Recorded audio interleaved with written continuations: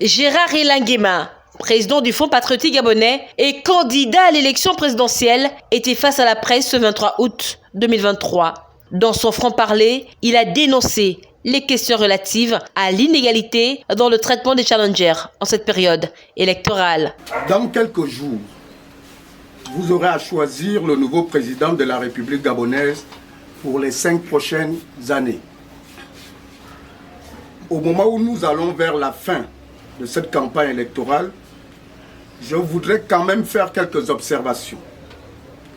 À savoir que la campagne électorale actuelle n'a pas été équitable pour tous les candidats à la présidentielle.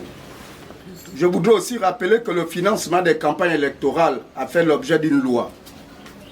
Il est très étonnant qu'à 48 heures de la fin des campagnes, que ce soutien que l'État veut bien accorder aux candidats aux élections ne soit pas reversé aux ayants droit jusqu'à ce jour. Alors que plus de 100 milliards avaient été budgétisés pour cette élection générale. Je rappelle au pouvoir en place que l'injustice, le manque d'équité n'accouche jamais d'une élection apaisée comme il prétend le vouloir. Le point sur la candidature consensuelle d'alternance 2023 n'était pas en reste. Mais si je dois avoir une opinion à ce sujet, je conseillerais à mes frères d'armes de ne pas briser le rêve de plusieurs Gabonais. Je leur demande de revoir leur copie. Il n'est pas encore trop tard. Car en boycottant les législatives, selon moi, nous faisons le lit du pouvoir en place. J'en appelle à la vigilance des Gabonais. Car désormais, je suis convaincu que le vampire se fait désormais en plein jour. Je voudrais que les Gabonaises et les Gabonais se souviennent du boycott des législatives de 1990.